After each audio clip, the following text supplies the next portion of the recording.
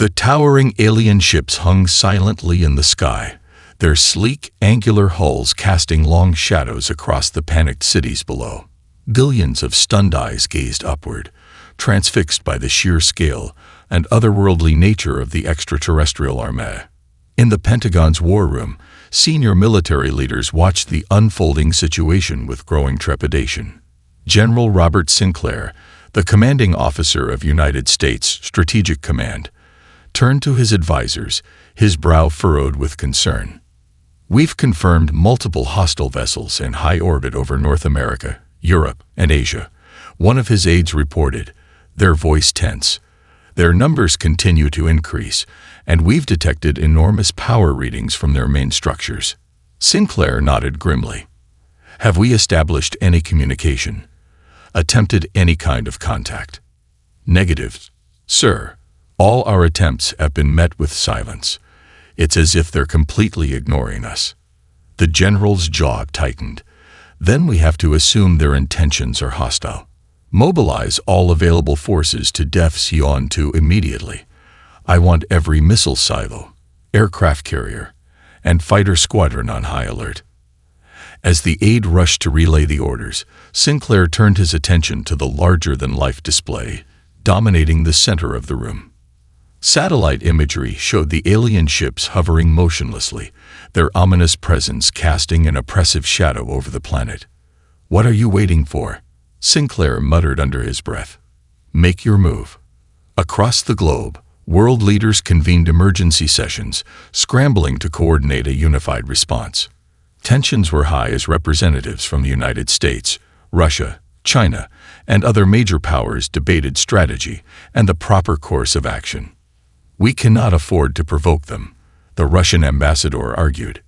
"Any aggressive moves on our part could be seen as an act of war. We must exercise the utmost caution."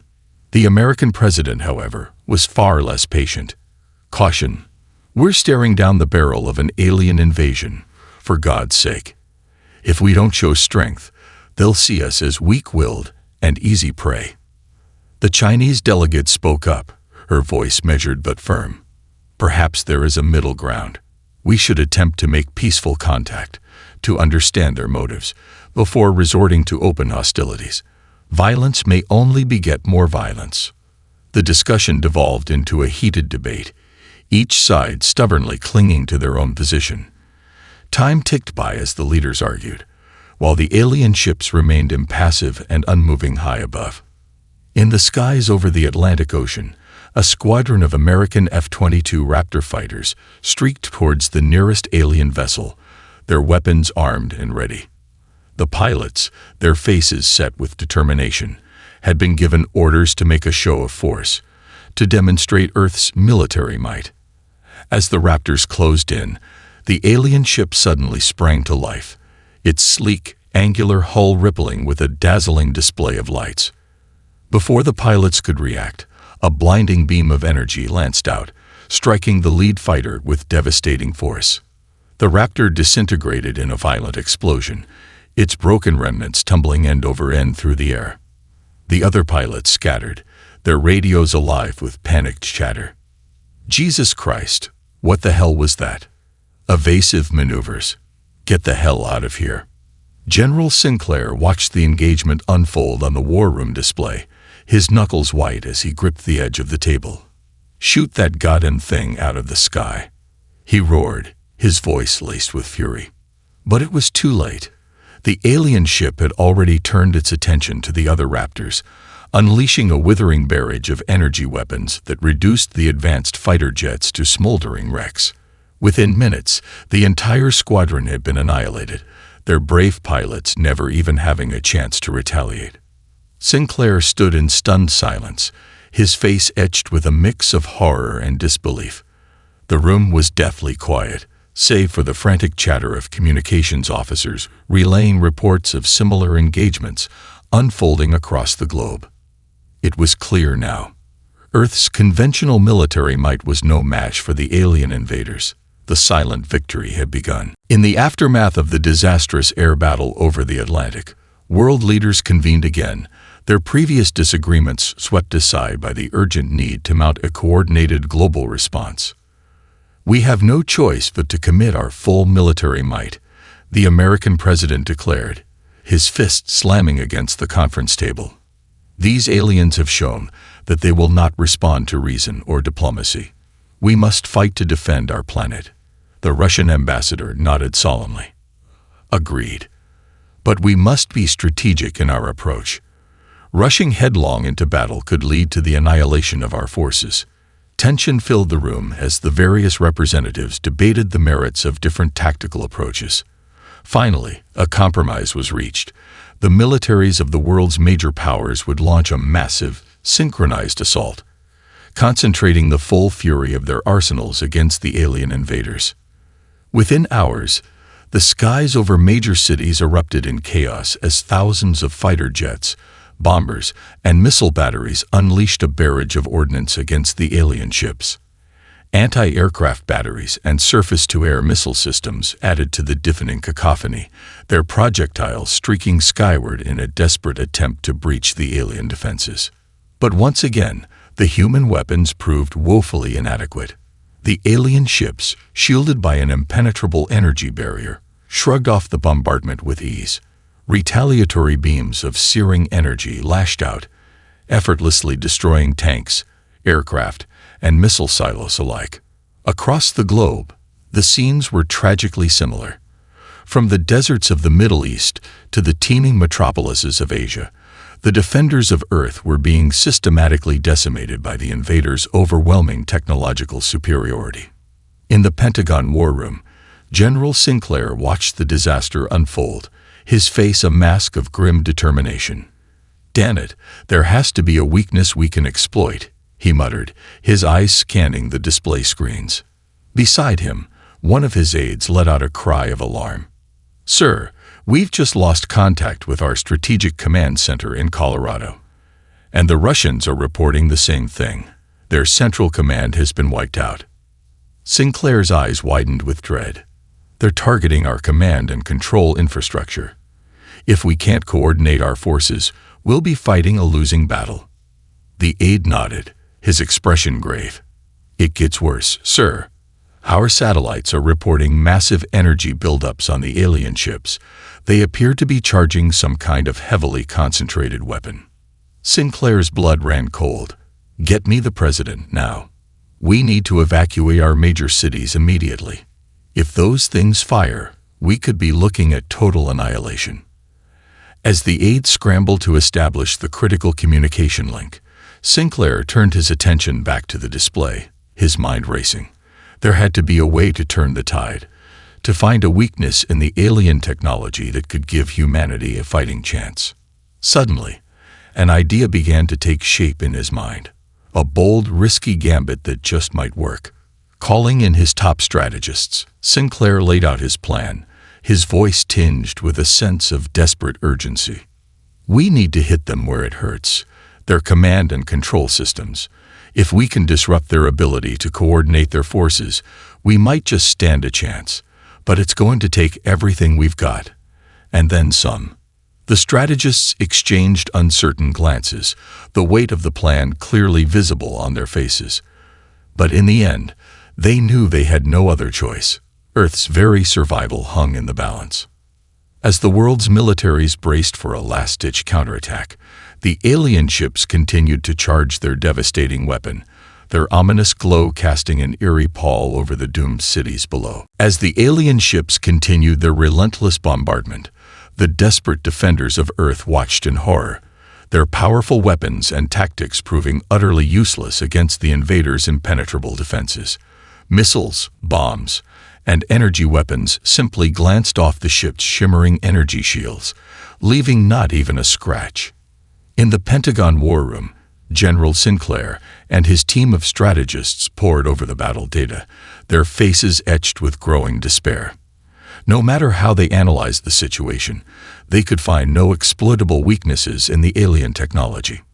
"It's as if they're operating on a completely different level," one of the analysts lamented.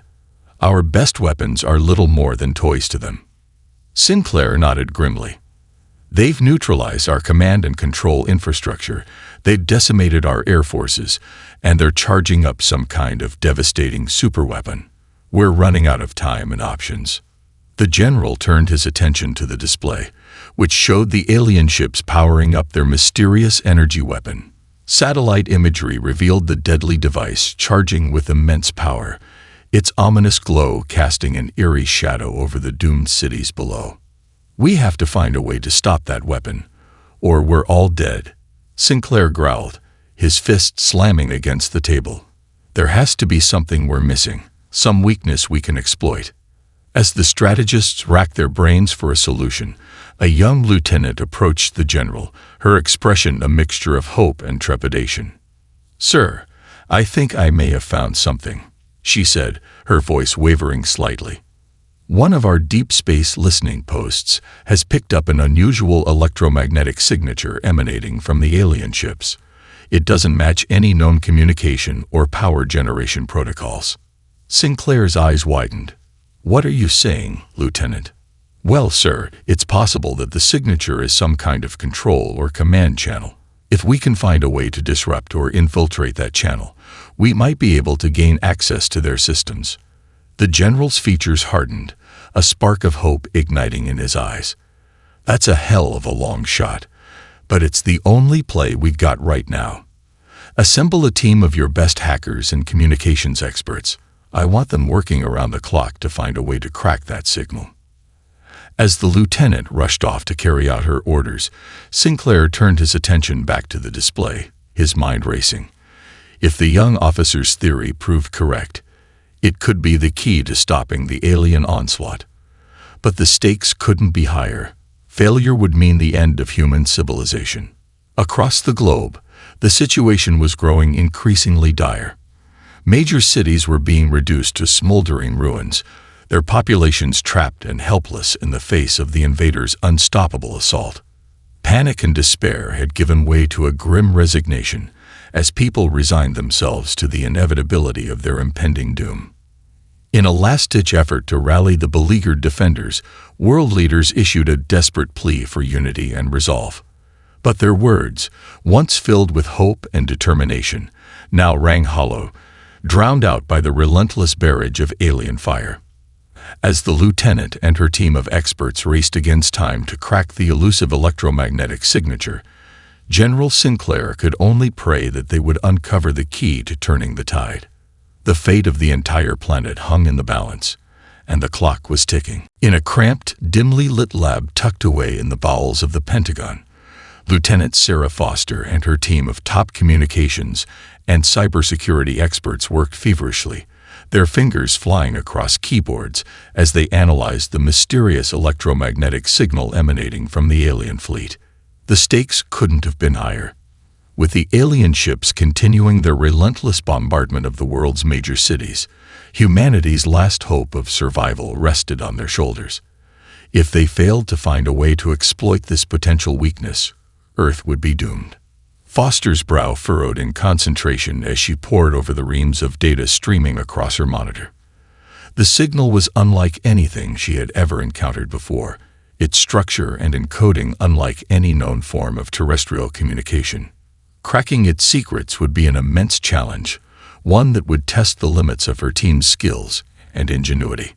Suddenly, one of the analysts let out a triumphant cry. "I've managed to isolate the signal's carrier wave. If we can disrupt the modulation, it might be possible to jam the transmission." Foster's eyes widened. "Good work, Sergeant. See if you can get a lock on the origin point of the signal.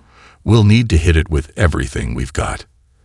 As the team continued their frantic efforts, General Sinclair paced the length of the lab, his jaw set with determination.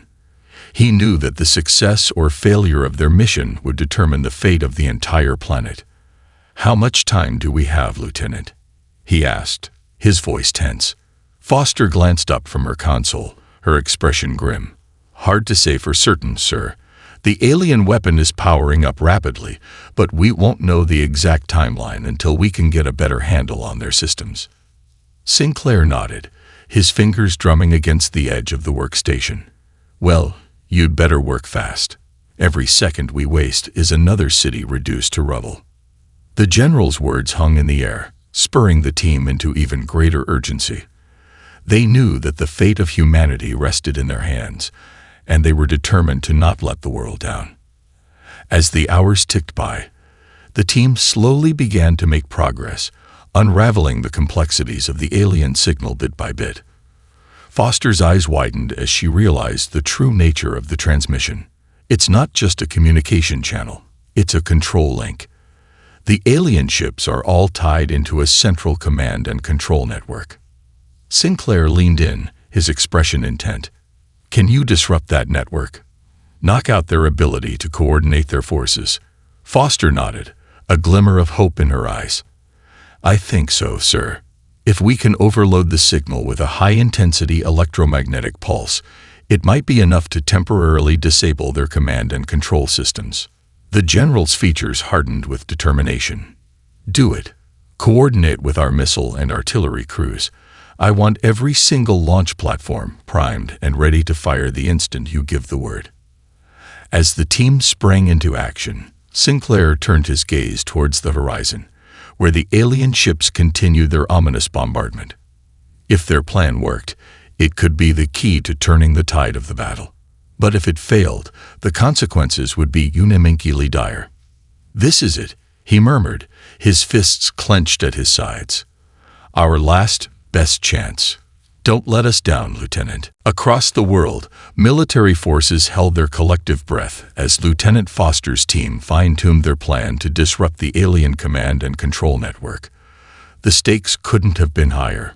If they failed, the devastating alien superweapon would likely wipe out entire cities in the blink of an eye. In the war room, General Sinclair stood alongside his top commanders, his gaze fixed on the display screens as the countdown to the decisive strike ticked away.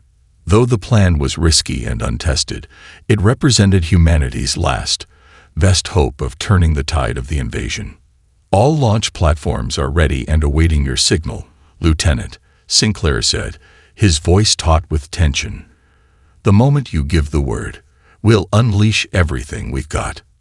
Foster nodded, her fingers flying across the keyboard as she fine-tuned the final parameters of the electromagnetic pulse. "We're ready, sir. On my mark, have all forces fire their entire arsenal directly at the alien command nodes." Sinclair raised a hand, his eyes narrowed with concentration. "Wait for my order. We only get one shot at this." The seconds ticked by in agonizing silence as the alien ships continued their relentless bombardment, their devastating firepower reducing city after city to rubble. Millions of lives hung in the balance, their fate resting on the success or failure of this desperate gambit. Finally, Sinclair gripped the edge of the table, his knuckles turning white.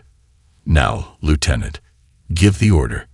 Foster's fingers danced across the keyboard, sending the command to every launch site, missile silo, and artillery battery within range of the alien fleet. "Fire everything. Hit them with the full force of our weapons." In a thunderous cacophony, the skies erupted as a deluge of missiles, artillery shells, and energy beams streaked towards the alien ships. The sheer volume of firepower was unprecedented, overwhelming the invaders' defensive screens with a barrage of unprecedented fury. But just as the human forces unleashed their devastating assault, a blinding flash of energy erupted from the alien flagship, signaling the activation of their superweapon. A searing beam of pure destruction lanced out, carving a swath of annihilation across the targeted cities below. Sinclair watched in horror as the deadly beam cut through buildings, roads, and people with ease, reducing everything in its path to smoldering rubble. The death toll was staggering, with entire metropolitan areas wiped out in mere seconds. And yet, the human counterattack continued, the missiles and energy blasts slamming into the alien ships with bone-jarring force. Foster's eyes widened as she detected malfunctions and system failures rippling through the invaders' network. "It's working, sir. The pulse is disrupting their command and control systems. The alien ships are losing coordination." Sinclair's features hardened with determination. "Keep it up. Don't let up for a second." As the battle raged on, The human forces fought with a newfound desperation, pouring every last ounce of firepower into the alien fleet. Though the invaders' superweapon continued to wreak devastation, the disruption of their command and control network had left them vulnerable and disorganized. Suddenly, one of the massive alien ships began to list, its hull breached and venting atmosphere. Sinclair let out a triumphant roar as he watched the vessel tumble from the sky, crashing into the Earth with earth-shattering force. "That's it. Keep it up. We're breaking through their defenses." Across the globe, similar scenes unfolded as the human forces exploited the aliens' momentary vulnerability. Ship after ship was brought down, their powerful energy shields overcome by the relentless barrage of missiles and artillery fire. But even as the human victory seemed within reach, the alien superweapon continued its deadly onslaught, wiping out city after city with its unstoppable beam of destruction. The toll on human life was staggering, and Sinclair knew that they were running out of time. "Lieutenant, can you shut down that damn weapon?" he shouted, his voice laced with desperation. Foster's brow furrowed in concentration as she scanned the data feeds. "I'm trying, sir, but it's not connected to their command network. It's operating independently, on its own power source." Sinclair's jaw tightened, the realization dawning on him. "Then we have to take that thing out directly. Get me the coordinates. I'm sending in our best Special Forces teams to destroy it, no matter the cost." As the battle raged on, the fate of the planet hung in the balance, with humanity's final gambit against the alien invaders hanging by a thread. In the chaotic aftermath of the surprise counterattack, the battered human forces struggled to maintain their momentum against the alien invaders. While the disruption of the enemy's command and control network had dealt a significant blow, the invaders quickly adapted, reconfiguring their systems to operate independently of the crippled central control. On the ground, elite Special Forces teams raced against time to infiltrate the alien flagship and destroy the devastating superweapon before it could level any more cities. But the invaders' defenses had proven nearly impenetrable, with heavily armored perimeter guards and a dizzying array of energy-based armaments that made any approach suicidal. General Sinclair watched the unfolding battle with a growing sense of dread, his knuckles white as he gripped the edge of the war room table. "We're running out of options here, people. If we can't take down that superweapon, all of our efforts will have been for nothing." One of his aides stepped forward, her face etched with concern. "Sir, we're receiving reports that the alien ships are reconfiguring their defensive grids. They seem to be adapting to our countermeasures much faster than we anticipated." Sinclair cursed under his breath. "Damn it, they're learning. We need to find another way to disable that weapon before it's too late." As the strategists racked their brains for a solution, a young lieutenant approached the general, his expression hesitant. "Sir, I may have an idea, but it's rather unorthodox." Sinclair turned to the officer, his eyes narrowed. "At this point, I'll take anything. What do you got?" The lieutenant took a deep breath. "Well, sir, we've been monitoring the alien ship's power signatures, and it seems their central reactor is located in the flagship's aft section. If we could somehow overload that reactor, it might trigger a chain reaction that could potentially destroy the entire vessel." Sinclair raised an eyebrow, his mind racing. "A self-destruct mechanism, you're saying? That's actually not a bad idea. But how the hell do we get close enough to pull that off?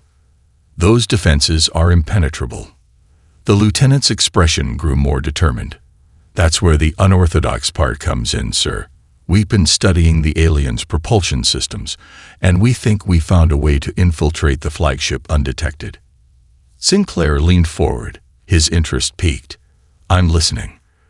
"We've developed a prototype stealth module that can temporarily cloak a small team, making them virtually invisible to the alien sensors. If we can get a strike team inside the flagship, they might be able to reach the reactor core and trigger the overload." Sinclair's brow furrowed in thought. "It's risky as hell, but at this point, I don't see that we have much choice. Assemble your team, Lieutenant, and get them ready to move out. I'll coordinate with the Special Forces teams to provide a distraction." As the lieutenant hurried off to put the plan into action, Sinclair turned his attention back to the battle raging outside. The alien ships had regained their footing, their defensive grids now seemingly impervious to the human forces' attacks. The superweapon continued its relentless barrage, reducing city after city to smoldering ruins. "Time's running out," Sinclair muttered, his gaze hardening with determination. "This has to work. It has to." In the skies above the beleaguered cities, the human forces fought with renewed ferocity, pouring every last ounce of their firepower into the alien ships. The roar of missiles and the blinding flashes of energy weapons rent the air, as both sides engaged in a desperate struggle for supremacy. But even as the human defenders inflicted significant damage on the invaders, the aliens' superior technology and adaptability continued to give them the edge. One by one, the human forces were whittled down, their weapons and tactics proving increasingly ineffective against the enemy's impenetrable defenses. As the battle raged on, the fate of the planet hung in the balance, with the desperate gambit of the stealth infiltration team being humanity's last, best hope of turning the tide. The elite stealth team moved with utter precision, their footsteps muffled as they approached the towering alien flagship. Cloaked in an experimental electromagnetic shroud, they were virtually invisible to the invaders' formidable sensor array. Leading the squad was Lieutenant Michael Garrison, a brilliant young engineer whose daring plan had become humanity's last, best hope. His features were set with grim determination as he surveyed the massive alien vessel, its sleek, angular hull a testament to the invaders' technological superiority. "Remember, we've got one shot at this," Garrison whispered to his team, his voice low and urgent. "The moment we lose power on that cloak, we're dead. So stick to the plan and move fast." The team nodded in silent acknowledgement, their weapons at the ready as they advanced towards the heavily guarded main entrance. Garrison's heart pounded in his chest, the stakes of this mission weighing heavily upon him. If they failed, the alien superweapon would continue its relentless assault, reducing Earth's remaining cities to smoldering ruins. Millions of lives hung in the balance, and Garrison knew that the fate of the entire planet rested upon their success. As they reached the main airlock, Garrison signaled his team to take up defensive positions. Bracing himself, he reached out and triggered the control panel, silently praying that the cloak would hold as the massive doors slid open. To his relief, the alien guards remained oblivious to their presence, their attention focused on the battle raging outside. Garrison gestured to his squad, and they swiftly slipped inside, their weapons at the ready. The interior of the flagship was a maze of dimly lit corridors and towering chambers, the air thick with the hum of alien technology. Garrison led his team forward, his senses on high alert for any sign of detection. Suddenly, a loud alarm blared, and the team froze, their hearts pounding.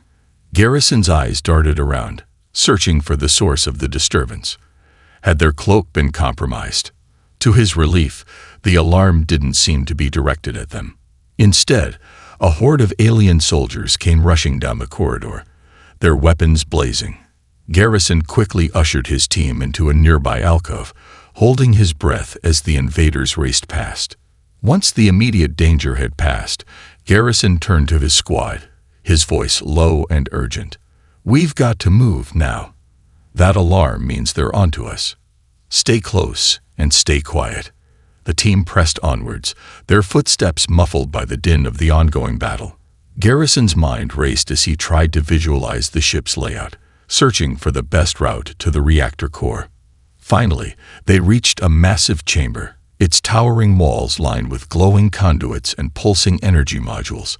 Garrison's eyes widened as he recognized the signature of the alien superweapon's power source. "There it is," he breathed, his grip tightening on his weapon. "All right, listen up. I need 2 of you to stay here and provide cover. The rest of you with me. We're going to plant the charges and get the hell out of here."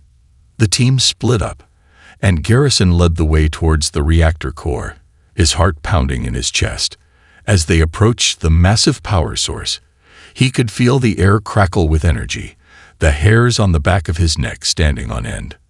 Quickly, they began placing the explosive charges, their movements precise and efficient. Garrison's mind raced, his thoughts consumed by the weight of their mission. If they failed, the consequences would be unimaginable. Suddenly, a blinding bolt of energy lashed out, slamming into one of Garrison's team members and sending him hurtling across the chamber. Garrison whirled around, his weapon blazing, as a horde of alien soldiers converged on their position. "Hold them off," he shouted, his voice strained with effort. "I've got to finish the job." As the battle raged around him, Garrison frantically worked to complete the final charge, his fingers fumbling with the detonator. Time was running out, and the alien forces were closing in. With a final, desperate push, Garrison activated the explosives, the countdown timer ticking away. Turning, he sprinted towards the exit, his squad covering his retreat. But as he reached the doorway, a searing bolt of energy struck him, sending him tumbling to the ground. Garrison lay there, his vision blurring, as the alien ships continued their relentless bombardment outside. "This is it," he murmured, his voice barely above a whisper. "Earth's last chance." The countdown timer reached 0, and the reactor core erupted in a blinding explosion.